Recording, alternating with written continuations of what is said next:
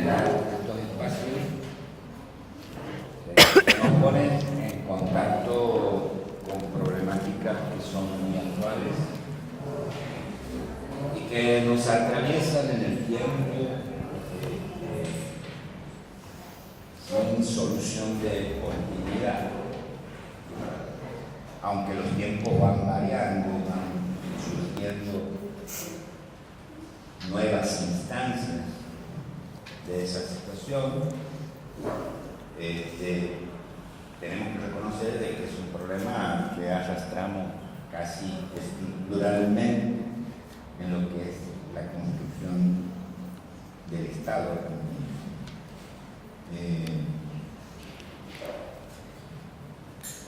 La Santiago del Estero no es la excepción, y sobre todo a partir del corrimiento de las fronteras agrícolas, ganaderas. La provincia se ha convertido, la tierra que antes se despreciaba, hoy se convierte en un botín para nuevas formas de producción. Creo que Santiago reconoce dos momentos: la del obraje forestal, que también fue terrible para las poblaciones originarias, el campesinado, y que la sometió a un régimen colonial de explotación en plena modernidad, que además devastó buena parte de nuestra riqueza, y que después el Estado, cuando ese tipo de producción dejó de tener vigencia, dejó a esa población en esos lugares prácticamente abandonados,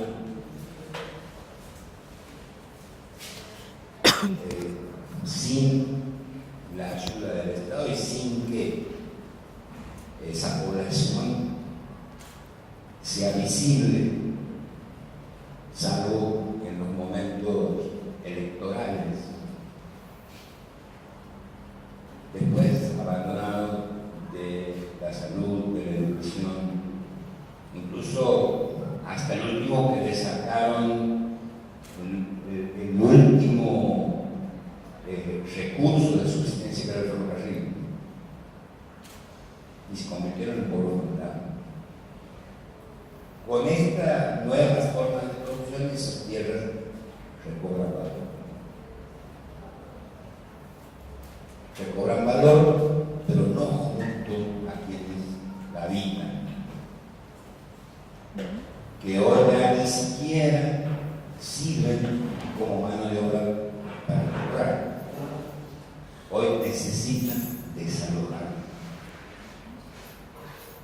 generando una situación de gran conflicto, porque en disputa por la tierra y los territorios, pero y con consecuencias graves,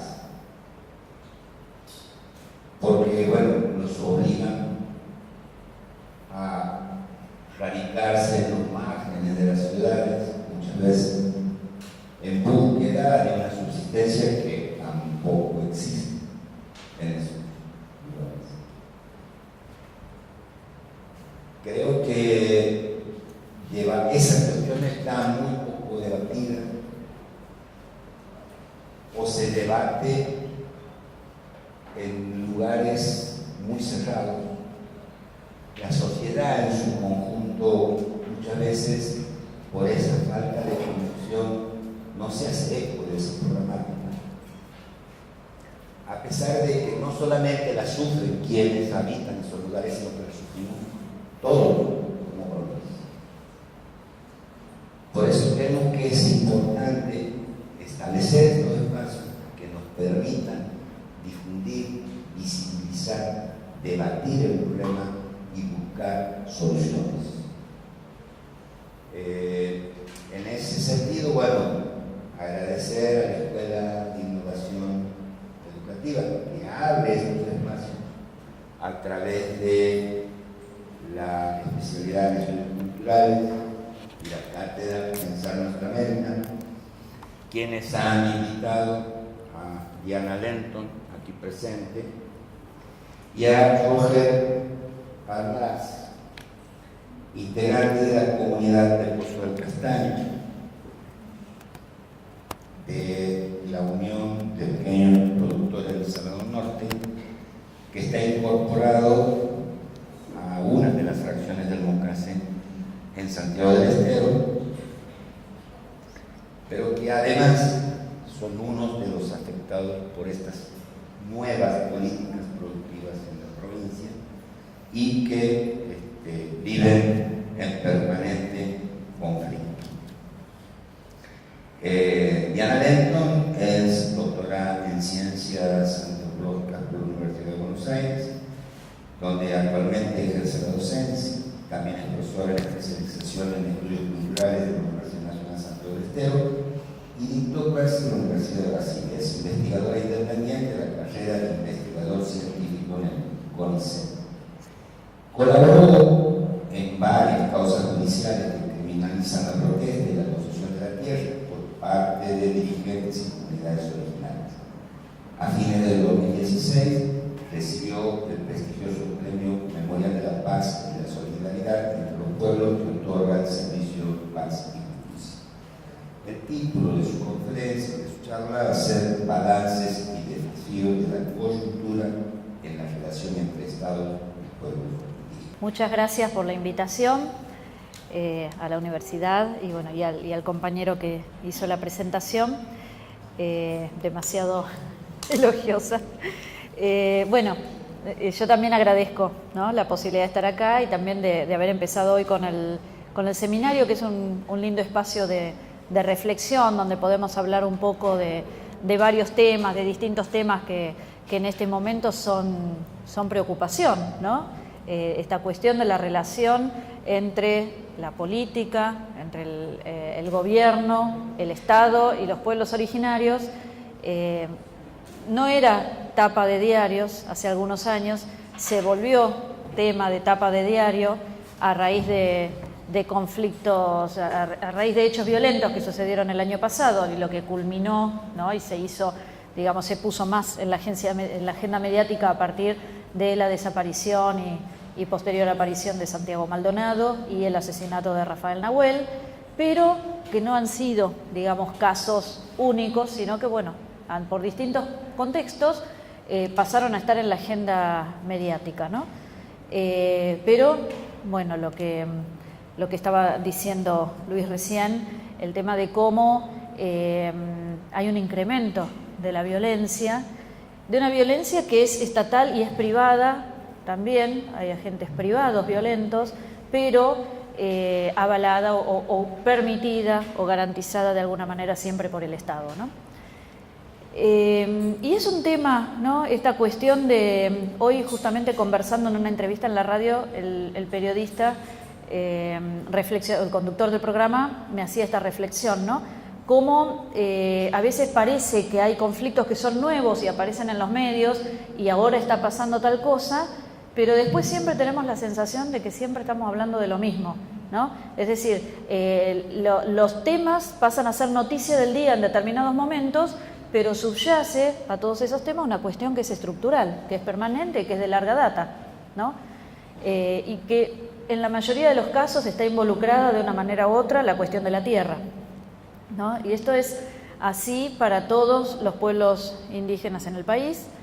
En todos los pueblos indígenas hay conflictos, todos tienen conflictos territoriales, incluso los que han sido reconocidos de mejor manera, digamos, por el Estado, y que tienen sus comunidades por ahí reconocidas y que han recibido algunos territorios también mensurados o reconocidos, y en los últimos años pasaron a tener problemas territoriales, incluso aquellos grupos que no los tenían antes, que no tenían antes estos problemas y que parecía que estaban, digamos, bastante bien o que estaban manejando mejor tenían un manejo mejor de sus relaciones con el Estado. Y hay otros grupos que siempre están en situación de extrema vulnerabilidad, ¿no? Esto tiene que ver con distintas condiciones económicas, pero también con procesos políticos propios de distintas regiones, de distintas provincias, ¿no? Cada historia es diferente. Pero subyace a todas esta cuestión, que es la de la expropiación territorial.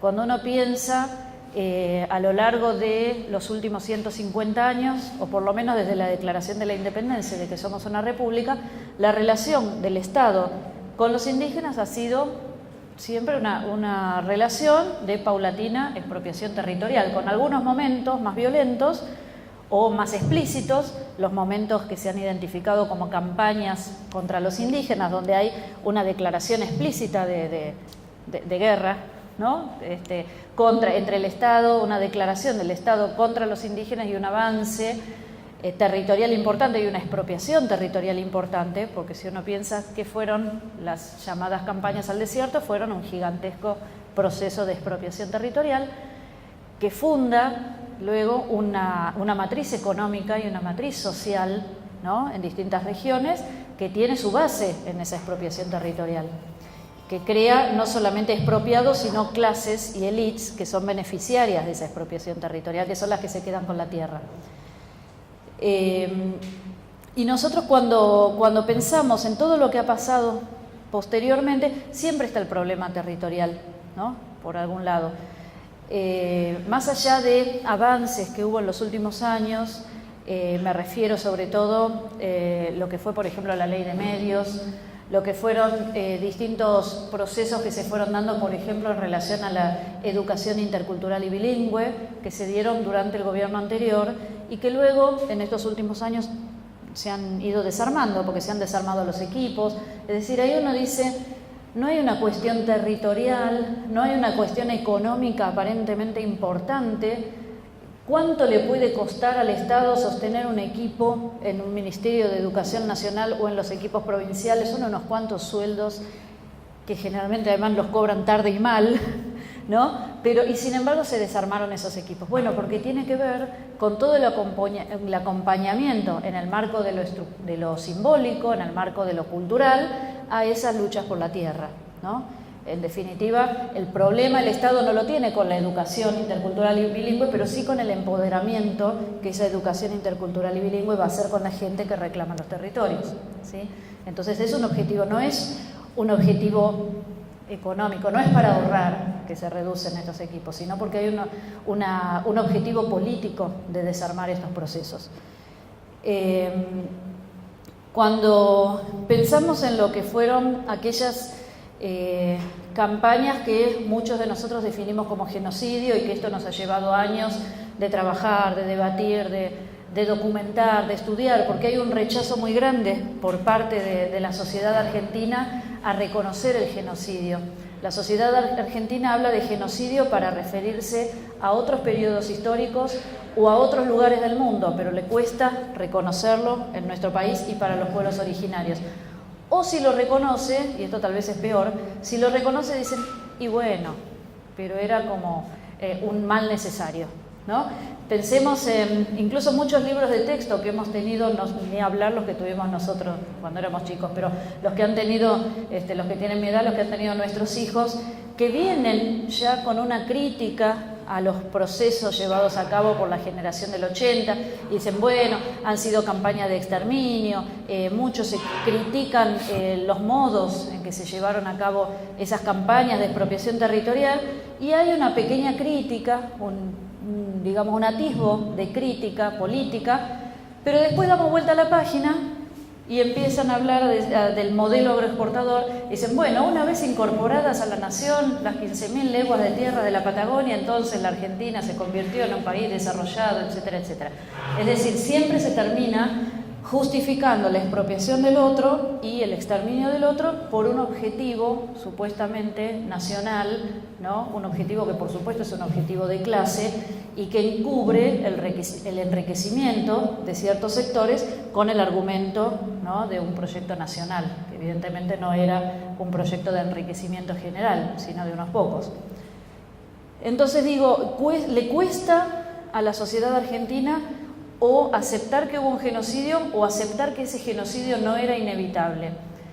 Es importante por eso difundir también lo que significó el genocidio contra los pueblos originarios en el momento en que se realizaba. Que no se trata de algo que nosotros criticamos desde ahora, pero que todo el mundo aceptaba en el momento que se hicieron. Si pensamos en las campañas al desierto que estudiamos en el colegio, ¿no? Las clásicas inauguradas, digamos, iniciadas en 1878-1879 para la Patagonia y en 1884 durante el gobierno de Roca para la región chaqueña, ¿no? Que eso incluía parte de Santiago del Estero, pero digo iniciadas en 1884, aunque había habido campañas anteriores, pero se organizan más fuertemente, más orgánicamente en 1884 durante el gobierno de Roca, que se proponen, sobre todo las campañas al norte, se proponen en el Congreso Nacional como una empresa muy fácil y muy liviana, que le iba a costar poco al gobierno nacional, porque había críticas por lo que costaban esas campañas al Tesoro, que iba a ser fácil porque, decían, en términos de la época, los indios del Chaco son más mansos que los de la Patagonia, entonces la campaña va a durar menos. Estaban tan equivocados, habían evaluado tan mal, ¿no?, lo que iba a pasar, que en realidad no tenemos una fecha de terminación directamente de las campañas, porque fueron tantas y se fueron diversificando en un montón de campañas menores después, más cortas, más breves, más diversificadas en distintas regiones, que, por ejemplo, la página oficial del Servicio de Estudios Históricos del Ejército, para la parte encarada por el Ejército, da como fecha de terminación de las campañas del Desierto Verde, como se llama, es decir, la campaña contra los indígenas del Chaco, 1917. Es decir, de 1884 a 1917 son 33 años. Miren si dieron trabajo, ¿no? Los pueblos, los que ellos decían tobas y guaycurúes, los metían a todos así en una bolsa, que era tobas y guaycurúes. Mire si le dieron trabajo, ¿no?, al gobierno nacional. Y no solo eso, sino que otras fuentes, como fuentes nacionales del Ministerio de Interior, por ejemplo, porque ¿qué pasa? Después de 1917, en realidad lo que pasa no es que se acaba las campañas, sino que deja de encararlas el Ejército y el Estado le pasa esa responsabilidad a la Gendarmería. Entonces la Gendarmería continúa, no se da más presupuesto para la campaña del desierto, para los fortines, es decir, presupuesto para los fortines del Chaco al Ejército, pero sí se deriva ese presupuesto a Gendarmería, que es la que continúa con las acciones en el norte, en Formosa, sobre todo los límites, lo que ya van a ser los límites con Bolivia, con Paraguay, pero son acciones contra la población indígena. Y las fuentes del Ministerio de Interior dan por terminada esa etapa en 1935. Y de los estudios que han hecho colegas antropólogos, historiadores, surge que en realidad sigue habiendo rebeliones y represión militar de esas rebeliones por lo menos hasta 1945, 1950, 1947 es la fecha de la masacre contra los Piladá, es decir que ni siquiera terminaron en 1937. Entonces, y después se hace algo difuso donde no tenemos una fecha de terminación. Quiero decir que esto fue un larguísimo proceso y ese larguísimo proceso fue acompañado de proyectos de explotación de la tierra, siempre pensando en el modelo agroexportador y siempre en un modelo concentrador de la propiedad, ¿no? Ahora, como decía recién Luis, en este momento lo que tenemos también, decimos que es como una nueva campaña del desierto. ¿Por qué? Porque a fines del siglo XIX lo que determinó que se reforzaran las campañas contra los indígenas, que a lo largo de la historia republicana había habido otras campañas, las de Rosas, las de Rivadavia, las de Martín Rodríguez, había habido distintas campañas, pero más esporádicas. Lo que determinó el Estado a hacer una fuerte campaña que determinara directamente la apropiación definitiva de esos territorios tenía que ver con varias cuestiones estructurales. Una tenía que ver con innovaciones tecnológicas, es decir, el ferrocarril, el telégrafo, innovaciones que le permitían al Estado poder avanzar más eficientemente. Eso por un lado. Pero la innovación tecnológica sola no es la que crea un conflicto o un avance, ¿no? Tiene que haber una motivación de otro orden. Y esa motivación de otro orden vino a partir de la nueva División Internacional del Trabajo. Los que nos ponía a nosotros en ese modelo agroexportador nos ponía de proveedor de materias primas de los países centrales, es decir, que fue, digamos, la campaña del desierto se puede decir que es una consecuencia de la revolución industrial en Europa, en el sentido de que en Gran Bretaña estaban las fábricas de pulóveres y nosotros teníamos a quién venderle la lana, en forma, digamos, en ese momento pasó a ser interesante apropiarse de esas tierras porque se podían poner muchas ovejas porque había un gran comprador de lana que después nos vendía los pulóveres, ¿no? Entonces, esa era la novedad, digamos, había novedades tecnológicas, pero lo más importante es que había nuevas motivaciones políticas y económicas. Y además, digamos, económica eso y además políticas que tenía que ver con una clase social determinada que el grupo que rodeaba, digamos, a estos gobernantes de ese momento, Roca, Avellaneda y los que vinieron después, que estaban articulando un sector social y que las campañas estas le venían muy bien. ¿Qué tenemos ahora en este momento? Innovaciones tecnológicas que se manifiestan en nuevas tecnologías que permiten, a diferencia de lo que habían sido a lo largo del siglo XX, que más tecnología nos permite liberarnos, de industrializarnos y liberarnos del modelo agroexportador, bueno, estas nuevas tecnologías, en lugar de liberarnos, nos vuelven a ser dependientes del modelo agroexportador, porque estamos haciendo de todo para cultivar soja, deforestamos, contaminamos, envenenamos a la gente y a la tierra para cultivar soja, para venderle soja a los productores de ganado en Europa y en China, ¿no? Tenemos la minería a cielo abierto que permite explotar de una manera más eficiente lugares donde la actividad minera se estaba haciendo difícil. Es muy claro con el fracking, áreas que estaban ya, se pensaba que iban a ser abandonadas para la explotación petrolera, ahora con el fracking se pueden volver a explotar. Y además con el fracking se incorporan nuevas tierras a la explotación petrolera. Entonces hoy en día se está haciendo fracking, por ejemplo en el Valle del Río Negro, que antes se dedicaba a la agricultura, ¿no? a la exportación de frutas, ahora hay petróleo que contamina todo. Y hay explotación petrolera a orillas del Nahuel Huapi, ¿sí? Lugares que uno suponía que iban a ser reservados, en todo caso para otro tipo de emprendimientos que necesitan la tierra limpia, el turismo, el paisaje. Y sin embargo ahora hay pozos de fracking, porque la tentación para los gobiernos del dinero rápido que traen las petroleras y todo lo que implica, digamos, en el negocio político que gira alrededor del petróleo es demasiado fuerte.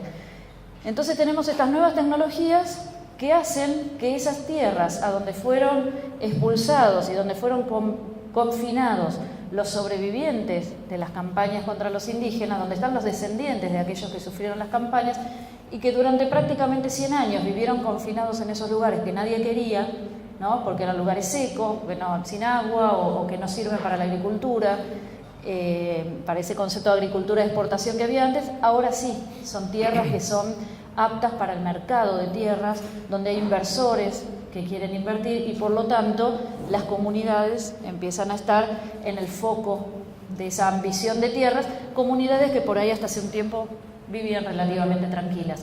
Entonces eso es lo que hace que ahora, a pesar, la paradoja es que en este momento más que nunca tenemos una legislación que reconoce derechos específicos a los indígenas, que reconoce un montón de derechos que están garantizados a nivel internacional, tienen jerarquía constitucional, es decir, debería ser un momento mejor para los pueblos originarios y termina siendo un momento donde recrudece la violencia y aumenta la situación de vulnerabilidad de las poblaciones. Y tiene que ver con esto, con la innovación tecnológica, pero también con estas nuevas ambiciones, ¿no? que se despiertan y que hace que entren en el mercado inmobiliario tierras que estaban por fuera, ¿no?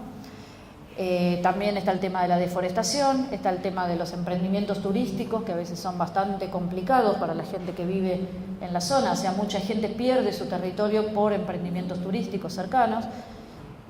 También está cierta ganadería que requiere un nuevo tipo de inversores. Bueno, un montón de cosas que hacen que en este momento se haga muy difícil para las comunidades defender sus territorios. Y esto viene acompañado, digo, también por una cuestión que tiene que ver en un nivel político, en un nivel también de lo discursivo. Y en estos últimos años, sobre todo en esta última gestión de gobierno, yo lo veo, si bien este modelo económico es continuidad y viene desde hace unos cuantos años, no empezó hace 2 años, pero lo que tenemos ahora como novedad es cierto permiso hemos dicho algunos, como que hay un permiso social, un permiso público para expresar discursos de odio que unos años atrás hubieran sido sancionados. Uno escucha de labios de funcionarios nacionales importantes expresiones que años atrás hubieran merecido una denuncia en el INADI y ahora lo dicen con total impunidad y se repite y se potencia en los medios de comunicación que tienen prácticamente una sola voz, porque también la reducción en la diversidad de los medios y los discursos potencia la posición del más fuerte. Nunca van a potenciar la representación del más vulnerable, siempre van a ir para el lado del más fuerte. Entonces, tenemos discursos de odio que no podrían nunca ser sostenidos, ¿no?, en otra situación y que tienen que ver con un sector político que se ha subido a este modelo económico y que lo que trata de hacer es perpetuar y potenciar, ¿no?, ese tipo de explotación, que son los propietarios, digamos, son las clases propietarias de ahora y de antes, porque tenemos, digamos, entre estos funcionarios gente que directamente ha sido heredera de aquellas campañas del desierto de hace 100 años, es decir, que no hay nada nuevo en esto. Yo digo, hace un par de años, no sé si ya hace 2 años de esto, la noticia era que el que era ministro de Educación, Esteban Bullrich, fue a hacer, no sé si se acuerdan, fue a hacer un acto, inaugurar un edificio de una universidad en la Patagonia, en una ciudad de la Patagonia, y dijo, como en forma elogiosa, esto que estamos haciendo es como una segunda campaña del desierto, ¿no? Claro, él lo dijo en los términos más de civilización y barbarie, ¿no? Como diciendo, estamos civilizando, qué bueno, estamos trayendo civilización, esto es como una segunda campaña del desierto. Ahora yo digo, nadie podría expresar semejante analogía sin entrar a discutir lo que realmente estaba inaugurando, lo que realmente estaban haciendo con la educación, no importa. Pero aún en el mejor modelo posible, nadie se puede imaginar que esa reflexión se puede hacer sobre la analogía de otros genocidios en el mundo. Nadie va a decir, esto es como un segundo holocausto, qué bueno. No se puede, ¿no? No se puede asimilar a otros genocidios porque el que es negacionista o el que hace apología del genocidio en otros lugares es un nazi, ¿no? Bueno, aquí no hay, digamos, una condena social porque no hay un consenso suficiente acerca de que lo que sucedió con los indígenas fue un genocidio y acerca de que además está mal, porque hay que defender las dos cosas, ¿no? Parece mentira, pero hay que defender las dos cosas. Después él lo aclaró y dijo, bueno, pero desde la educación, es una segunda campaña del desierto, pero con la educación. Bueno, no importa, nadie puede decir esto es como un segundo holocausto, pero con la educación. No se puede respecto de otros genocidios. Y sin embargo sí se puede, y uno ve que se pueden decir toda clase de barbaridades, ¿no?, en relación de los pueblos indígenas. Y se puede justificar la muerte, y no solamente, digamos, de dirigentes indígenas a los que se acusa sistemáticamente de terroristas, sino también, sobre todo con los sectores juveniles. Es muy peligroso hoy en día en la ciudad de Buenos Aires ser un adolescente morocho perteneciente a sectores populares, es muy peligroso porque está en el objetivo de las balas policiales con cualquier excusa. Es decir, hay una cantidad de casos de gatillo fácil, muchos que ni siquiera no llegan a los diarios, y tenemos una cantidad de víctimas de gatillo fácil que siempre son de los sectores, digamos, de las villas, que son aquellos migrantes de las provincias del interior, generalmente muchas veces, la mayoría de las veces, chicos que serían llamados indígenas si sus padres no se hubieran ido alguna vez o sus abuelos del lugar donde vivían, ¿no? Y ahora en la provincia de Buenos Aires son los chicos de gorrita, ¿no?, los de gorrita y mochila, que son el objetivo de la represión policial. Y uno ve que esto es una situación que avanza y que es un discurso de odio y que está justificado por todos los medios, ¿no? Y en el caso de los indígenas, de los que son reconocidos hoy en día como indígenas, son las dos cosas. O sea, por un lado se junta la represión de la que son objeto hoy en día todos los sectores populares, ¿no?, porque vemos cómo se reprimen las marchas, cómo se reprime la expresión política, la disidencia política. no solamente tienen la represión de la que son objeto todos los sectores populares, sino que se sobreimprime sobre ellos el discurso de civilización y barbarie, ¿no? Entonces son doblemente vulnerados. Y quería comentar algo que está en este momento en la agenda política y que a mí me preocupa mucho, que tiene que ver con esto, ¿no? De que por un lado vemos esta situación que es terrible y por otro lado, digo, me sorprende que hay una normativa muy progresista en relación, o sea, la Argentina tiene una normativa en relación a pueblos indígenas mucho más progresista que otros países de la región. Y sin embargo, bueno, o no se aplica, o se aplica a veces sí, a veces no, pero tenemos en este momento, por ejemplo, dos problemas en el Congreso Nacional. Por un lado, en agosto,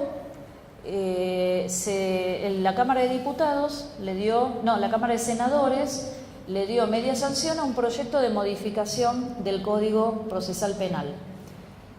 Y en este proyecto que se aprobó en el Senado no se incluye, como sí estaba antes, no se incluye a las comunidades indígenas como querellantes en caso de que sufran algún delito. Es decir, un delito que sufra una comunidad que puede ser una represión o una expropiación territorial. Cuando les avanzan los alambrados y les quitan parte de su tierra, ya no va a poder ir la comunidad, no va a poder acudir a la justicia como comunidad, sino solamente como personas individuales.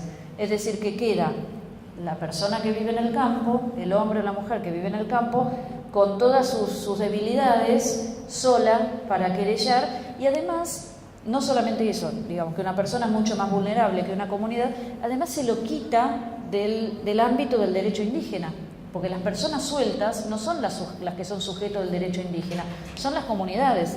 De manera que todos los avances en derecho indígena se pierdan y va a ser simplemente una persona querellando contra una gran compañía, ¿no? Porque generalmente son grandes compañías. Eso es una cuestión que si el Senado, es decir, la Cámara de Diputados aprueba este proyecto tal como está, va a pasar esto. Es un retroceso en el campo de lo jurídico. Y la otra cuestión que está en este momento también en el Congreso y que hay que prestar atención es algo que está en el Congreso, sí, y que hay que prestar atención es que hay un proyecto que se está elaborando de reconocimiento de la propiedad comunitaria, ¿no? Eso está bien, digamos, tiene que ver con complementar el Código Civil que hace unos años se reformó y que quedó la propiedad comunitaria, que nunca se había aceptado en el Código Civil anterior, quedó sujeto a una ley especial, porque en ese momento no hubo acuerdo acerca de cómo definir la propiedad comunitaria. Hubo la iniciativa, pero luego no se incluyó en el Código porque no hubo acuerdo. Entonces quedó que se iba a hacer una ley especial. Bueno, ahora hay un proyecto para hacer esa ley especial, pero ese proyecto está en una comisión y no sale. Entonces es algo que hay que prestarle atención, porque es la única manera, ¿no?, el reconocimiento de la propiedad comunitaria, de que muchas comunidades puedan tener alguna vez, ¿no?, los papeles de su propiedad. Y después otra cuestión que hay que prestar atención es el hecho de que la ley de relevamiento territorial el año pasado se prorrogó, ya pasó un año y no pasó nada, porque no se relevaron. Hay provincias donde no se ha hecho el relevamiento prácticamente y no se avanzó sobre eso. Esa es otra cuestión.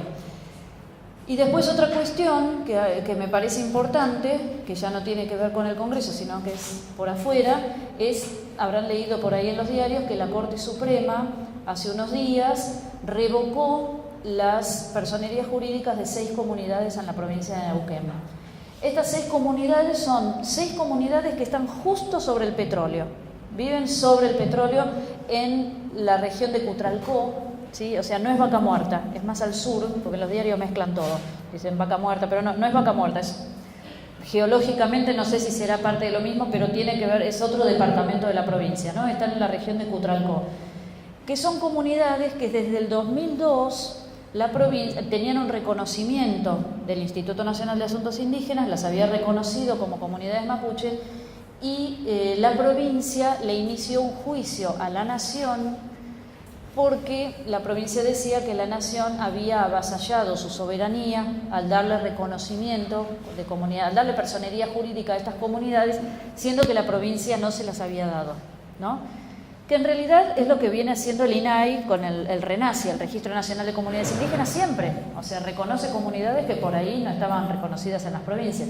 El tema es que la provincia de Neuquén no le da personería a ninguna comunidad que esté en zona petrolera, ¿sí? Porque no quieren entregar esos territorios para la explotación petrolera. Y estas justo eran 6 comunidades que estaban ahí. El INAI las reconoció y la provincia inicia un juicio. Bueno, eso fue en el 2002, ahora recién... ¿Cuántos son? 16 años después, la Corte Suprema le da la razón a la provincia. Ahora bien, estas 6 comunidades, en esos 16 años pasó de todo. Entonces, puede ser, el problema no son estas 6 comunidades, que puede ser que hayan resuelto sus situaciones particulares, que hayan hecho trato con la provincia, que pueden pasar muchas cosas.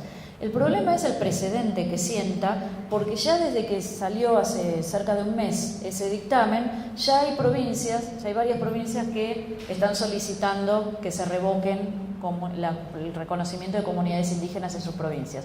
Es decir, que lo que uno se ve venir es una cantidad de pedidos al INAI para que desconozca comunidades que ya fueron reconocidas. Entonces, si bien el reconocimiento de las comunidades, ante todo, es de ellos mismos y la personería jurídica, sabemos, no es lo que convierte a una comunidad en indígena, es solamente un trámite burocrático, pero ha sido hasta ahora el paraguas que tuvieron muchas de las familias y de la gente en los territorios para poder defenderse en situaciones de conflicto, ¿no? Es el reconocimiento, es como el documento de que el Estado los reconoce y por lo tanto pueden, digamos, tener acciones a nivel burocrático, judicial, etcétera. Lo que esto demuestra, digamos, es la voluntad del Estado últimamente en todos sus poderes, legislativo, judicial, poder ejecutivo, de retroceder en lo que han sido derechos adquiridos. Se está retrocediendo en derechos adquiridos después de muchos años, ¿no? Entonces eso es lo que a mí me parece que es muy grave y que hay que prestar atención también, no dejar pasar estas cosas porque empeora la situación también desde lo normativo, ¿no? Desprotege, con esto el Estado está desprotegiendo a aquellos sujetos a los cuales debería proteger, ¿no? Bueno, esto como para plantear, ya que íbamos a hablar de la coyuntura, y prefiero darle el teléfono al compañero, el micrófono, estoy cansada ya, darle el micrófono al compañero para que pueda contar él lo que pasa y en todo caso después podemos seguir hablando. ¿Sí?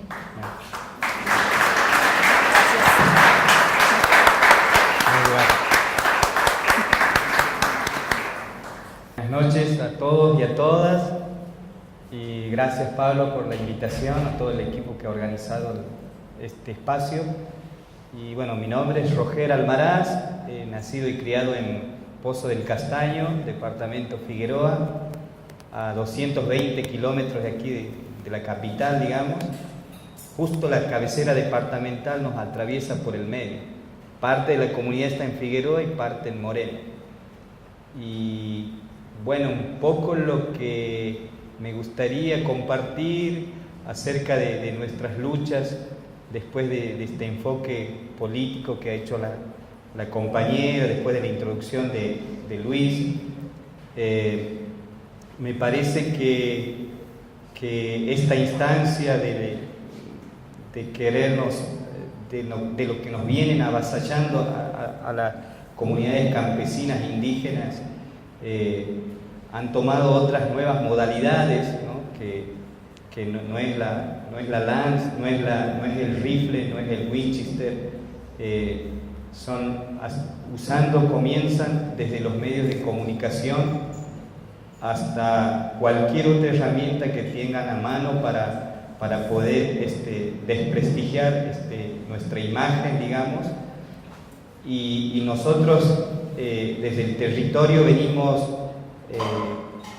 organizándonos para dar esta batalla, digamos, ¿no? Distintas batallas desde las trincheras y también desde la batalla cultural, porque también en algunas cosas vamos rompiendo el cerco y en otras no tenemos todavía la mínima rendijita como para penetrar, pero estamos ahí tratando de buscarle la vuelta, porque bueno, nosotros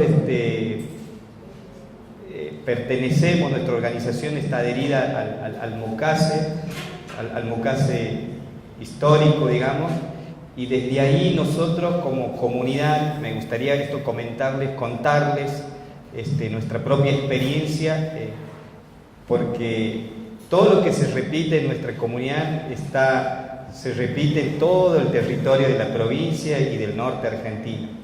Nada más que muchas veces nos diferencia solo lo geográfico, pero después estamos atravesados por lo mismo. Y nosotros, allá por el año 2008, comenzó un conflicto en nuestro territorio con un empresario de Buenos Aires. Y a partir de ahí, nosotros totalmente desconocíamos nuestros derechos y no sabíamos qué hacer. Estábamos desesperados porque los tipos querían entrar y querían, antes de entrar a armar el campo, querían un poco acordar con la comunidad, y nosotros hemos tenido como una reacción automática, natural, de decir no, aquí no van a entrar, y comenzamos ahí a discutir, a querer ver, tomando desde los distintos integrantes de la comunidad, también tomando distintas posturas, digamos, ante este conflicto. Y bueno, a partir con la desesperación nos enteramos que existía el MOCASE, recurrimos ahí a una de las organizaciones que está en Santos Lugares, en el departamento de Alberdi, que es la USAC, y ahí rápidamente nos pudimos adherir, a asociarnos a esta organización, bueno, que después nos brindó todo el apoyo, bueno, desde podernos formar hasta poder orientarnos para resistir, ¿no? Y desde el 2008 hasta la actualidad ha sido puramente resistencia, porque creo que, no sé, Pozo del Castaño ha ligado a uno de los peores empresarios que vienen a querer invertir, con un perfil muy violento, y nos han atacado de 1000 maneras. Este tipo se llama Luis Recio, y se lo viene desnudando de a poco, así a través de algunas investigaciones de algún canal de televisión, donde vamos viendo que es testaferro del grupo Software, ¿no? Y hace poquito, no sé si habrán visto un informe en el programa de C5N sobre la comunidad de Pozo del Castaño. ¿Alguno de ustedes ha visto? Bueno, ahí también, bueno, pudimos contar nuestra situación, nuestra experiencia, pero más allá de esto, digamos, nosotros como comunidad nos hemos organizado en función del conflicto y sin tener antes una conciencia de lo que es estar organizado. Y solamente hemos ido aprendiendo a organizarnos para resistir, buscar la estrategia, juntarnos, cómo comunicarnos, porque conocemos el territorio. Y ha sido situaciones muy difíciles, tal es así que en el 2010 hemos salido a cortar la ruta porque la invasión era muy fuerte y nos atacaban con bandas armadas, ¿no? Eso, y así puedo estar horas y días contándoles de todas las cuestiones que hemos empezado a vivir. Pero ahora, en estos últimos años, a pesar de que no ha cesado el asedio constante del atropello violento de este empresario, se nos suma otro, del otro costado del territorio, y que también estamos resistiendo. Pero ahí la cuestión es todavía más fuerte porque hemos ido aprendiendo otras cosas, otros caminos, ¿no? Donde hemos logrado estratégicamente poder sumar comunidades para la defensa del territorio. Así que por ese lado, una cuestión que quería marcar, o sea, como comunidad, y a veces no solamente en Pozo del Castaño ocurre, sino en todo el territorio de la provincia, ¿no? Calma el conflicto, calma el estado de ánimo de las personas, de las comunidades, y ahí pasa todo, hasta que se vuelve a sufrir otro embate del empresario. Y bueno, ahí nosotros hemos ido pensando y creando otras estrategias que también hemos ido agregándole a esta lucha, ¿no? Y es donde nosotros hemos buscado vínculos estratégicos, y en este caso con la universidad, ¿no? Que nos está ayudando a crear herramientas no solamente para visibilizar el conflicto, sino también para defenderlo con instrumentos jurídicos, con instrumentos políticos, digamos, ¿no? Bueno, ahora lo que hemos logrado es que un grupo de compañeros del Instituto de Antropología, sumado a un grupo de estudiantes, estamos haciendo un trabajo sobre nuestra identidad cultural, ¿no? A pensarnos como campesinos, quiénes somos, de dónde venimos, qué hacemos, y toda esta forma de ser, esta forma o estos modos de vida que tenemos, que están atravesados también por nuestras formas de vida, de producir y de vivir en el lugar, ¿no? Y esa cuestión de la lucha nos va dando otro sentido y nos va fortaleciendo y nos va permitiendo, como ahora, sentarnos delante de ustedes y contarles qué es lo que nos pasa. Y así multiplicar, amplificar la visibilidad de nuestra situación. Eso también nos ayudó a querernos organizar y a empezar a definir políticas públicas para poderle presentar al Estado, ¿no? Y desde ahí también ha sido una herramienta para nosotros muy importante. Esto me refiero a estar organizados, ¿no? Y no hace mucho hemos podido llevar a cabo una actividad muy linda, más allá de la participación, por todo lo que hemos ido discutiendo, digamos, como comunidad, y haciéndonos una autocrítica, mirándonos hacia adentro, pudiéndonos mirar a los ojos y decirnos, bueno, estas son nuestras fortalezas, estas son nuestras debilidades, y a partir de aquí comencemos a emprender nuevos desafíos y empezar a exigirle al Estado políticas que nos ayuden para mejorar nuestra vida en el lugar, en salud, en educación, en identidad, en cultura, en producción, ¿no? Estas cosas que hacen el día a día nos van fortaleciendo. O sea, ¿a qué conclusión llegamos? Hoy en día, en estos tiempos tan difíciles, donde la frontera agropecuaria ha avanzado terriblemente, ¿no? Acompañado, como decía la compañera, de la mano de la justicia, de los auxiliares de la justicia, la policía y todo el sistema judicial en contra, ¿sí? Y a pesar de eso, nosotros llevamos más de 10 años resistiendo y hasta ahora no hemos perdido 1 metro del territorio. Y creo que, como por ahí decía un compañero cuando nos hablaba en estas asambleas, no es un problema de los campesinos y de los pueblos indígenas, es un problema de todos los santiagueños y de toda la sociedad argentina, donde de algún modo nos tenemos que involucrar para empezar a aportar al menos conciencia para que esto algún día nosotros podamos triunfar esta pulsión, ¿no? Y nosotros vamos viendo que vamos dando pasos gigantescos, ¿no? Y así también retrocedemos, avanzamos, nos detenemos, pero al fin y al cabo vamos caminando. Y estos alicientes que nos da la universidad, bueno, hace poco hemos cerrado un informe técnico, socioambiental muy interesante, donde creemos que nos va a servir como una herramienta jurídica para poder seguir defendiendo. Y hoy, sinceramente, ese informe donde ha puesto la firma a la universidad a través de un equipo comprometido de gente de la Facultad de Ciencias Forestales, hoy está siendo nuestro caballito de batalla, sinceramente.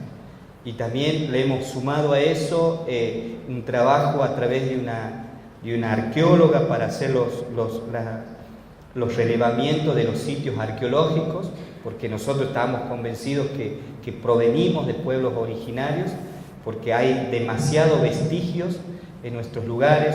Nosotros en la zona somos quichua hablante, soy quichua hablante. Al final me gustaría saludarlos en mi lengua nativa y que también seguimos añorando de recuperar nuestra lengua, que es la parte de nuestra identidad cultural. ¿Qué es lo que nos hace a nosotros?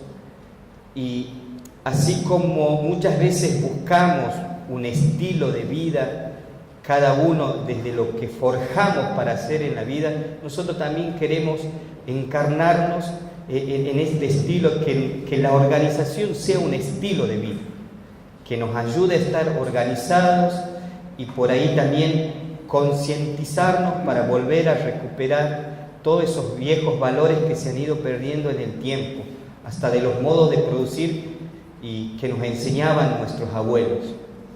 Mi abuelo era hachero, cazador, recolector, y bueno, y yo con esa esencia me he criado en el monte, y yo me siento orgulloso. Antes, por ahí, cuando he tenido la suerte de poder ir a la escuela secundaria, y muchos chicos de la ciudad se burlaban de mí diciendo, bueno, que era campesino, que era un duro, un atrasado, y hoy todo se ha revertido. ¿Y cómo se ha revertido? Gracias a la intervención de muchas personas que van trabajando de manera invisible en los lugares, así como ustedes, ¿no? Y que nos van devolviendo esa identidad de hacernos sentir orgullosos de que somos campesinos, provenientes de pueblos originarios. Así que eso un poquito les quería compartir, no quedarme solamente en la anécdota del sufrimiento cuando nos atacan los empresarios, sino más bien dejarles este mensaje de esperanza, de que hoy nosotros hemos entendido como organización campesina que la única herramienta que tenemos es la organización, y hemos encontrado cosas durísimas, negativas, porque esto, la disputa por la tierra nos hace que nos enfrentemos con el vecino o con el mismo núcleo familiar. Y hay otros con los que nunca te saludabas y se identifica con tu causa, nos ha hermanado demasiado y nos ha hecho atar vínculos muy fuertes.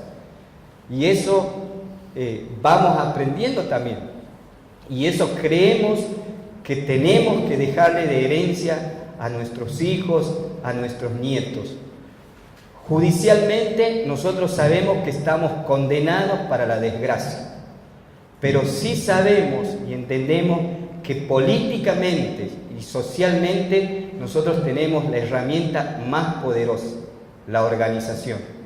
Y de eso no creemos que nos podamos apartar y que eso sea un estilo de vida.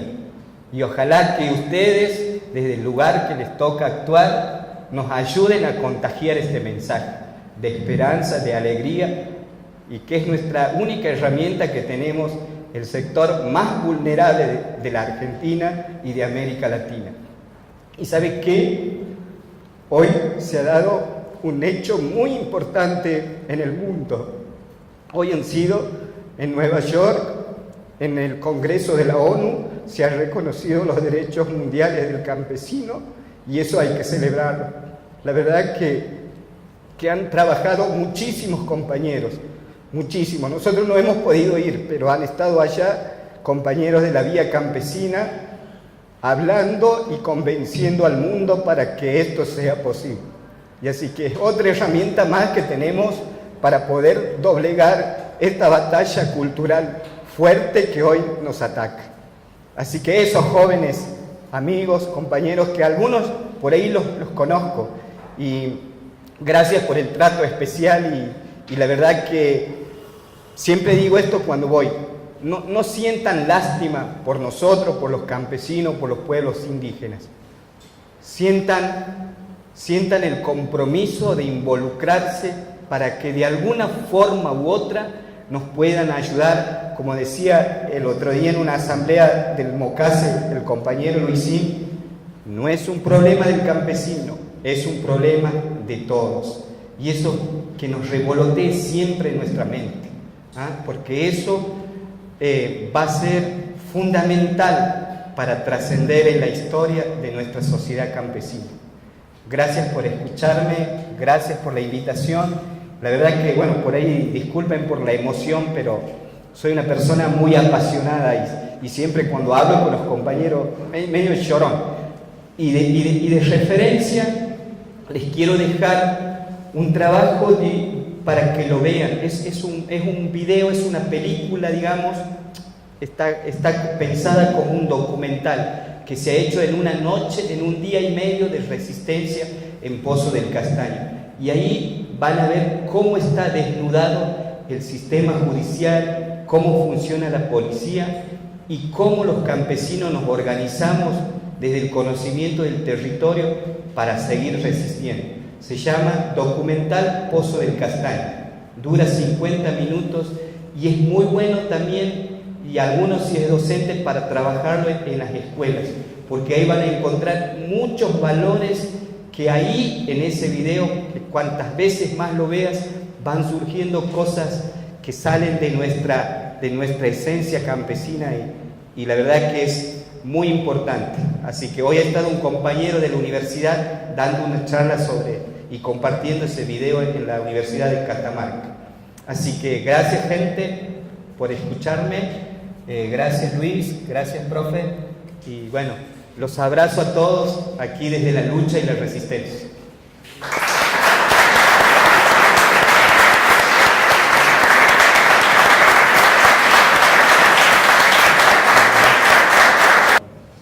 Yaca Wacarani, casi llorado. Yaca Wacarani. Y ancha Cusicustiani Caipitías. Estoy muy contento de estar entre ustedes. Bueno, Tatayaya Kawan Kausankish.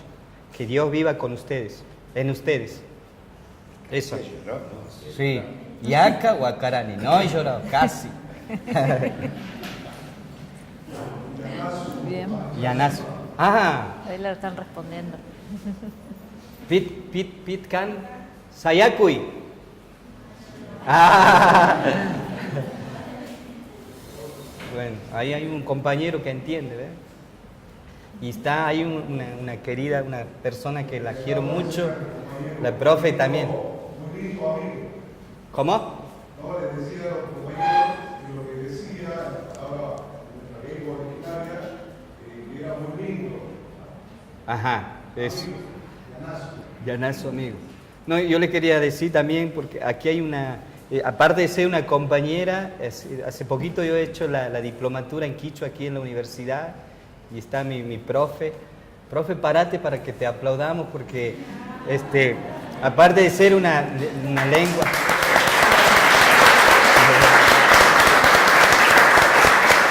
Dígale.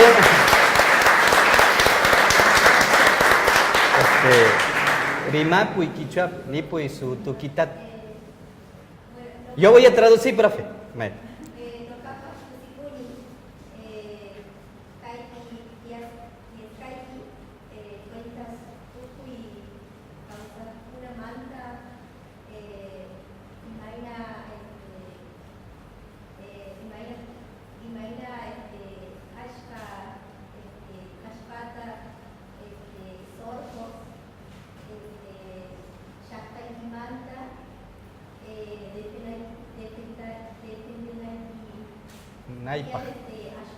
Ari. Bien.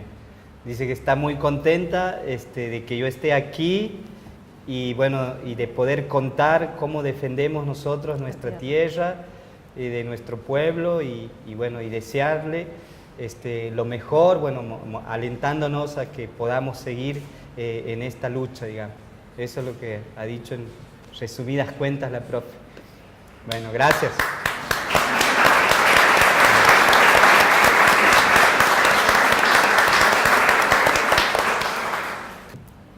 A mí, yo lo que quiero remarcar en todas estas cuestiones, fundamentalmente la necesidad de vinculación y de compromiso con las diferentes luchas. Porque, así como ha mencionado Diana, el problema no está solamente ahí. Hay muchos frentes hoy abiertos con una política de estigmatización hacia determinados sectores, pero que nos termina afectando a todos. Nosotros ya hemos vivido en otras épocas momentos muy difíciles para nuestra historia, para nuestro pueblo, para el movimiento popular, los que se han iniciado con la estigmatización de determinados sectores. La estigmatización no es necesariamente que tenga que terminar en un genocidio, pero es el primer paso. Es un elemento. ¿No? Y el aislamiento es un segundo elemento muy importante. Cuando el poder logra el aislamiento, es donde se puede concretarse. Y creo que estos ámbitos son los que promueven lo contrario, es decir, salir, romper, vincular, para que no nos vuelva a suceder en nuestra historia lo que ya nos sucedió en repetidas ocasiones. Decía Rodolfo Walsh, rompa el aislamiento, ¿no? Esa receta Claro. tiene que ver con eso. Por eso, bueno, lo invito a debatir.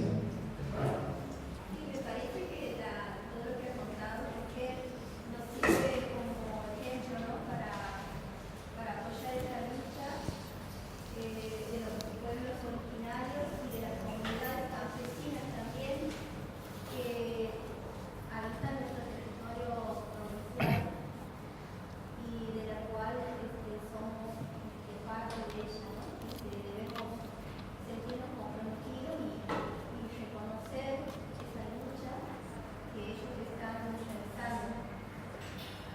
Porque aquí en el caso de Santiago del Estero no solamente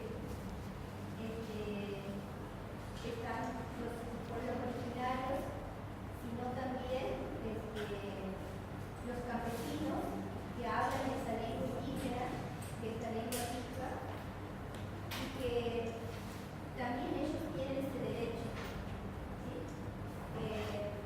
Que por la cuestión a veces muy particular no se reconocen como pertenecientes a un pueblo indígena, pero que son sujetos de derechos. Y creo que todos los planteos también de la profesora Diana han servido para replantear toda esta situación que estamos viviendo y que es necesario eso, ¿no? Comprometernos como sociedad. Esta la estigmatización de nuevo vuelve a la carga sobre. Me pareció ¿Sabes? muy interesante, Sí. sobre todo esa comparación, esa analogía que estamos atravesando de esta nueva era de lo digital, de lo tecnológico, de pronto cómo el poder, ¿sí? El poder económico, está avanzando de distintas formas sobre los pueblos, sobre los campesinos, y pareciera ser que es otra conquista de ser también, nada más que con diferentes instrumentos, Claro. en diferentes contextos históricos también. Me deja muchísimas cuestiones para reflexionar sobre lo que han. Gracias.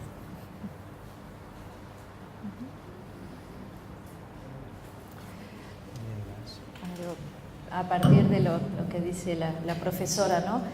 A mí lo que me queda, además de esta situación actual, ¿no? Siguiendo con la reflexión, es cómo uno no puede descuidarse, ¿no? No nos podemos confiar, porque a veces hay como una confianza en las leyes, ¿no? En los documentos escritos, que tiene que ver con una confianza en que si conseguimos una ley, ¿no? Ya nos podemos quedar tranquilos. Que está bien, no es lo mismo tener una ley a favor que no tenerla, por supuesto, pero la práctica pasa por otro lado. Podemos tener todas las leyes que garantizan todos los derechos del mundo y te viene la patota a atacar en tu territorio y te tenés que defender, ¿no? Y ahí es donde se ve de qué lado está la justicia y cómo se da el hostigamiento y lo que decía acá el compañero de estas campañas que van juntos, porque parece que no tienen nada que ver, pero tenés por un lado el ataque concreto y físico y por otro lado las campañas en los diarios que dicen que en realidad vos no tenés derecho de verdad, que son todos truchos, que están puestos por un partido político para hacer lío, que de todo pueden llegar a decir justamente para generar aislamiento, ¿no? Que es lo que decía Luis, el hecho de que es una de las etapas reconocidas en todos los genocidios de la historia. Primero la estigmatización y luego el aislamiento. El aislamiento tiene que ver con la ruptura de los lazos de solidaridad con otros sectores, ¿no? Por eso es importante cuidar las alianzas, ¿no? Y generar conciencia, porque la manera de generar solidaridad es generar conciencia, explicar lo que está pasando, ¿no? Por eso es indispensable, ¿no? Generar eventos como este y como otros que generan las universidades y también se generan por afuera de las universidades y por supuesto las organizaciones para generar, no hay que descuidarse porque creemos que hemos logrado ciertas cosas y creemos que a los académicos nos pasa todo el tiempo, pensamos que ya explicamos algo y que ya se entendió y después resulta que no, que aparecen de nuevo los mismos discursos, ¿no? Negando todo lo que sucedió, estigmatizando a la gente. Entonces, bueno, no hay que perder la vigilancia, ¿no? En estas cuestiones. No digo vivir obsesionado, pero sí estar atento, ¿no? Y no confiarnos en que hemos conseguido, porque se ha conseguido una ley o se ha conseguido un reconocimiento, que está todo conseguido, ¿no? Hay que siempre estar vigilante con estas cosas. Sí, sobre todo yo creo que hay que estar muy atento a todos estos procesos y fundamentalmente no confiar, porque muchas veces esto se va resignificando y cuestiones que a veces a nosotros nos parecen progresistas terminan deviniendo en nuestra contra.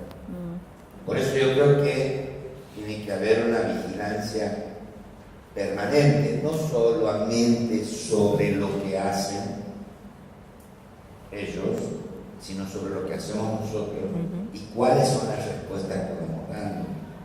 Porque muchas veces, al no resignificar o no entender el proceso, respondemos siempre de la misma manera y cada vez ese discurso, al no renovarse en función de estos cambios, termina siendo obsoleto o no respondiendo como debe.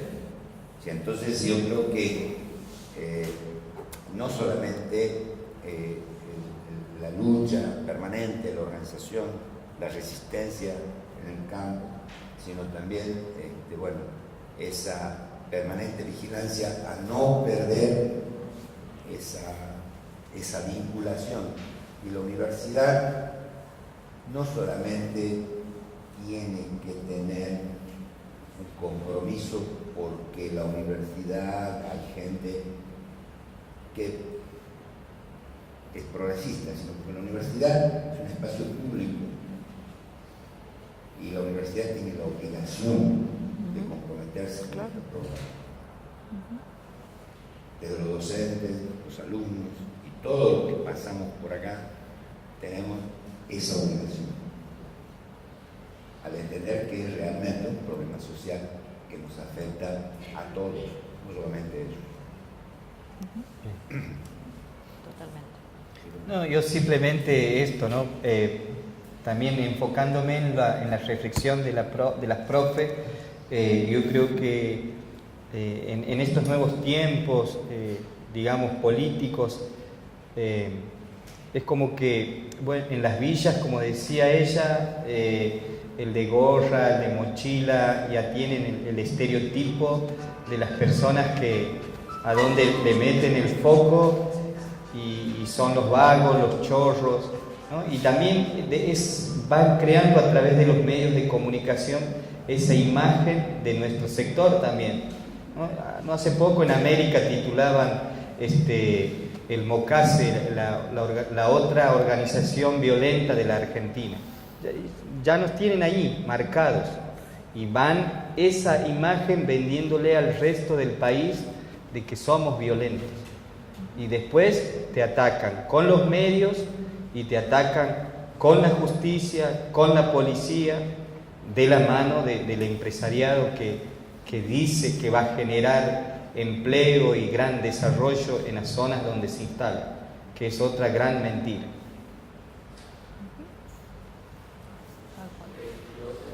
Dos cositas para... Una, me parece importante lo del Pozo del Castaño cuando... hay una cuestión importante que es la lengua quichua, que, bueno, estamos convencidos de todos los nombres de los que no solamente se la habla, decía así, Pablo decirlo que no solamente hay que saber hablar, sino vivir en quichua. Claro. Por ahí hay que pensar en quichua.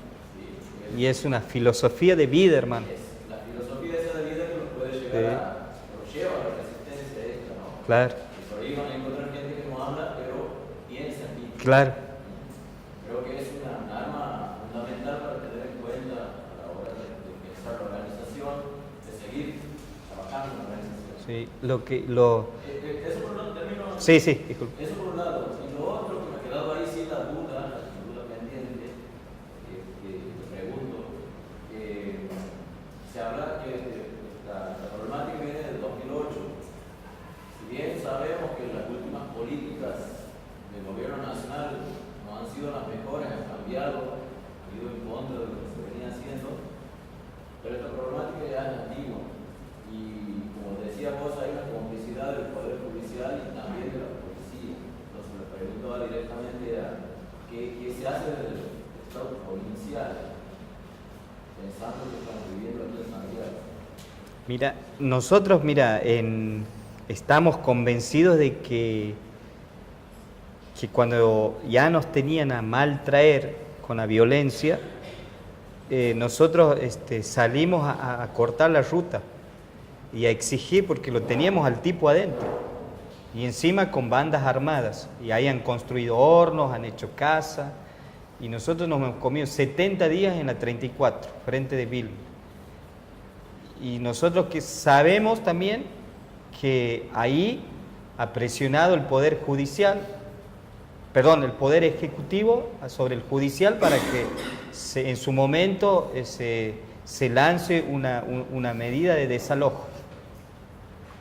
Y después, pero no toda la vida vamos a vivir cortando la ruta. Entonces hemos empezado a buscar, sabiendo que vamos de perdedores por el lado de la justicia, hemos empezado a buscar aliados dentro del Estado, digamos, llámese la Dirección de Patrimonio Cultural, ¿no? Que ha puesto ganchos en informes, por ejemplo, de relevar lo que es el patrimonio, ¿no? Aparte, a través de nosotros venimos trabajando, esa puerta se nos abre a través de relaciones institucionales, que es de la jefatura de gabinete, ¿no? Donde ahí hay un espacio también que se llama el Comité de Emergencia, que actúa cuando hay conflictos de tierra, pero no más bien para mediar o para apagar el incendio, no con la cuestión de resolver de fondo la situación, Claro. porque siempre te llevan a lo judicial, digamos. Y ahí es donde nosotros nos consideramos muertos, sinceramente, porque no descreemos totalmente en la justicia. Por eso, y después hemos ido vinculándonos con la universidad, después también por ahí, a través del sistema policial, buscando que un compañero se capacite, que lo designen en la policía, Y bueno, eso ya lo sufrimos menos con eso. Ya vamos dando pequeños pasos, digamos, de esa cuestión desde digamos, lo coyuntural. Y así vamos dando pelea. De esta manera nosotros nos vamos visibilizando, rompiendo el cerco mediático, ¿no? Y podemos ser nota en Nuevo Diario, en El Liberal, en Panorama, no contando directamente el problema, el conflicto, el enfrentamiento, más bien diciendo, bueno, estamos haciendo tal trabajo con la universidad, y todo con el sentido de defender el territorio. Y antes, cuando íbamos a denunciar algo, ¡puc!, te cerraban la cara, nos cerraban la puerta. Cualquier hecho de gravedad que vivía el sector campesino, no te daban derecho a réplica. Tal es así que la muerte de Cristian Ferreira ha sido negada, y siempre lo han querido vender como una riña entre vecinos. Lo mismo cuando muere Eli Juárez, cuando muere muere Ezequiel Jerez, un niñito en Alberdi de 5 años, lo mata la banda armada. Y bueno, de ahí para acá nosotros hemos ido dando esos saltos, digamos. También nos hemos cansado de chocar en paredes, ¿no? Con el Estado ejecutivo, con el Estado judicial, y bueno, y así hemos ido buscando ventanitas, y así para hacernos más visibles, digamos. Y eso creo que, menos mal, somos fuente creadora de imaginarnos cosas para ir tratando de reproducir. Bueno, ahora estamos tratando de que llegue el presidente de Vialidad para poder diseñar políticas de camino. Bueno, son cosas que, como les contaba, antes solamente nos juntábamos desesperados para resistir, y ahora sí estamos aprendiendo a juntarnos para generar políticas, ¿no? Como organización, digamos, ¿no? Y eso, bueno, a eso hemos logrado que se haga un informe de la universidad, que también se pueda venir gente de parques nacionales. Hemos ido que técnicos de la Dirección de Bosque nos ayuden a concientizar cuál es el sentido de cómo talar el monte, porque hay muchas familias que viven del carbón, del poste, aparte de criar gallina, cabra, chancho, vaca. Bueno, son las distintas formas de producir, digamos, y cómo hemos ido vinculándonos después de años y años de abandono del Estado. Y eso para nosotros, cada vez que un referente del organismo de aquí, del gobierno, vaya, es un logro para nosotros. Y así hemos logrado que también se lance la campaña contra el Chagas, que compañeros de la organización se capaciten para ser los fumigadores, se movilicen, vayan a los ranchos, porque en el verano es tremendo. Y bueno, y así pequeños logros. Este año hemos podido tener el movimiento Ernesto Che Guevara, ha venido de Cuba de la mano de Adleida, que es la hija del Che. Se han montado unos tremendos operativos sobre salud ahí en santos lugares, en la sede de nuestra organización, y desde ahí, bueno, se han montado brigadas de médicos, han venido casi 200 médicos y han copado la zona, digamos, así. Y ahora de ese operativo 10 personas se van a operar gratuitamente el ojo. Es unas operaciones complejas de la vista, y que lo van a hacer en el instituto ahí en Che Guevara, que está en Córdoba. Bueno, y así en salud, en educación, vamos implementando en educación que el ministerio con su programa vaya a dar talleres a los niñitos ahí también para intentar recuperar. Y a veces estamos peleando porque no hay ese compromiso a veces de los docentes de involucrarse y de ayudarnos en eso. Y vamos andando. Son algunas cosas que se van haciendo y que bueno, y a veces, bueno, hay cosas que solamente depende de nosotros mismos como comunidad, de cómo nos organizamos para resistir, digamos. Eso. Más o menos. ¿Le contestaba, compadre? Me parece muy conocida tu cara, hasta tu forma de hablar. Debe ser, no sé, en algún lado te he visto. Puede ser capaz que aquí, ¿vos vas a la Tecnicatura, no? Ah, no, entonces, pensé que ahí te puede haber visto. Ah, Manatín Kirimaite. Bueno, eso. Bueno, gracias por la pregunta porque me ha ayudado para poderle contar algo, lo que vamos haciendo también a los compañeros. Bueno. Una Si no hay cosita más más, preguntas. una cosita más. Sí. Respecto de lo que decía mi compañero acerca Sí. del modo de vida, ¿no? De que no solamente se agota en la lengua, sino en el modo de vida.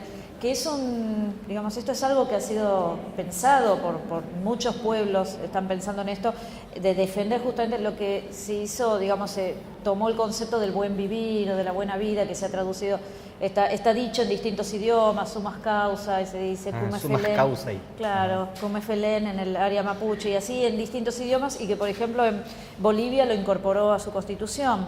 Y que tiene que ver con esto, ¿no? Que no se trata de una competencia por la propiedad del territorio, sino que tiene que ver con cómo se vive, ¿no? En el territorio. Y ese concepto del buen vivir tiene que ver con poder tener hasta inclusive soberanía alimentaria, también se plantea en relación con ese concepto, cierta autonomía que permita decidir de qué manera se quiere vivir, ¿no? Y no estar, digamos, sometido a la cadena de producción donde a uno ya le asignaron un lugar en esa cadena y parece que no se puede ser otra cosa, ¿no?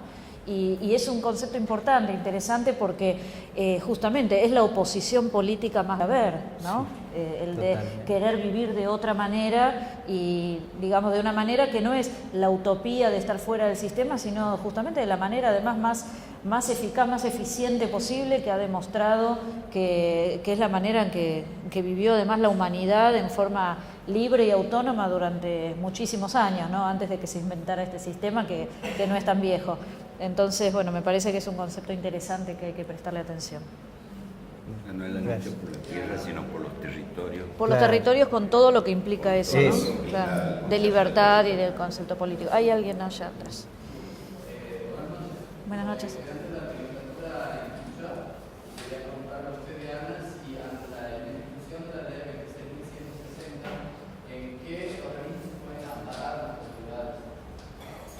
No entiendo bien la pregunta. Ante la ejecución de la ley 2660, ¿en qué organismos o en qué leyes se podrían amparar comunidades aborígenes? Por el hecho, por la inejecución de la ley de relevamiento, ante todo en la Constitución Nacional, porque la Constitución Nacional, el artículo 75, inciso 17, dice que el Congreso Nacional tiene que garantizar, o para que es atribución del Congreso, garantizar la entrega de tierras aptas, suficientes. Es decir, que esa ley de relevamiento se entendió como que era una manera de garantizar por lo menos un paso hacia esa garantía. Y entonces, si no se ejecuta, no se estaría cumpliendo con una función que tiene el Congreso, ¿no? Eso en cuanto a la prórroga necesaria, bueno, digamos, el Congreso ya lo prorrogó. El tema es que la ejecución depende del Instituto Nacional de Asuntos Indígenas y también de las distintas provincias, ¿no? Entonces, en cada provincia hay un conflicto diferente, ¿no? En algunas provincias el relevamiento se hizo rápido, en otras prácticamente no se hizo. Ahí tenés muchas variedades. Acá se hizo rápido, fue la primera donde se terminó, Santiago del Estero, donde se relevó, no sé con qué grado de... Todavía se están relevando, Falta pero todavía. el grueso ya... Ah, porque hace años decían que Santiago del Estero había sido la primera en terminar el relevamiento, pero bueno, habrá quedado parte sin hacer, pero tiene que ver eso con los signos políticos de cada gobierno de provincia en relación con el Estado Nacional y esa clase de competencias, pero ante todo en el INAI, o sea, el organismo ante el que hay que protestar, sobre todo el que tiene que ejecutar la ley, es el INAI, que es el que ha recibido el presupuesto para hacerlo, ¿sí? Después, bueno, cada provincia será un caso diferente, pero es ante todo el INAI. Y bueno, lo que pasa es que en este momento el INAI, en realidad el INAI, el Instituto Nacional de Asuntos Indígenas, antes dependía de Desarrollo Social, ahora depende de Justicia y Derechos Humanos. Eso era un reclamo de muchas organizaciones, que dejara de depender de desarrollo social, porque eso le daba una impronta asistencialista, ¿no? Muy limitada en lo político, y estaba bueno que pasara a depender de derechos humanos. Pero con todo lo que ha pasado en los últimos años, en realidad, yo creo que en este momento la única política indigenista del Estado Nacional es la represiva. O sea, se está pensando el tema indígena en términos de seguridad, ¿sí? Es el Ministerio de Seguridad el que está llevando adelante la política indígena. Y no hay, digamos, ningún plan de gobierno, no es ni siquiera que sea malo, no hay un plan para continuar por fuera de lo que es la prevención del terrorismo. Eso es lo único que se está haciendo, que se considera que tiene que hacer el gobierno en este momento respecto a indígenas. No hay otra cosa. Entonces yo veo realmente muy difícil. Hay que insistir para que se siga el relevamiento, porque se va a volver a vencer la ley y vamos a estar igual que antes o peor. Van a decir, vieron que no se podía relevar y se va a caer. Y la verdad que hay muchas comunidades que el relevamiento les ha servido como una manera de garantizar una estrategia para protegerse. Como una estrategia para protegerse. Hay otras a las que les ha venido mal. Yo trabajé apoyando un juicio, digamos la parte de la defensa, en un juicio por usurpación que le hace a una familia mapuche en Neuquén. Un terrateniente francés que nunca estuvo acá en el país acusa por usurpación a una familia que está ahí desde hace 200 años. Pero el tema es que el relevamiento dejó afuera justamente la parte del territorio que está en litigio. Es decir, que a ellos no les sirve para nada el relevamiento, o peor, les puede jugar en contra si el francés se entera de esto. Espero que nunca escuche. Si el francés se entera de esto, lo puede incluso tomar como un dato a su favor. No fue relevado por el INAI. Ahora, cuando preguntamos por qué no fue relevado, tiene que ver con un acuerdo entre el INAI y la provincia de Neuquén, donde la provincia de Neuquén se negaba al relevamiento y finalmente hace un acuerdo, acepta el relevamiento, pero no en ciertas áreas. Ahora, ¿cómo se puede aceptar, ¿no? Digo, éticamente, ¿cómo se puede aceptar entonces por parte de la institución que lo tiene que hacer un relevamiento, pero no en ciertas áreas porque son áreas conflictivas? Justamente era donde había que ir a relevar, ¿no? Entonces, digo, tampoco es que sea la solución, ¿no?, para todos los casos, pero sí que les ha servido a muchas comunidades. Entonces está bueno que se continúe y que se exija. También hay parte del relevamiento que se hizo y falta una firma, ¿no? Para que se entreguen las carpetas falta una firma, y esa firma no se pone desde hace 2 años, pero el relevamiento está hecho. Lo que pasa es que no se legaliza. Bueno, eso es el INAI, la institución es el INAI. No, al contrario. Buenas noches y gracias por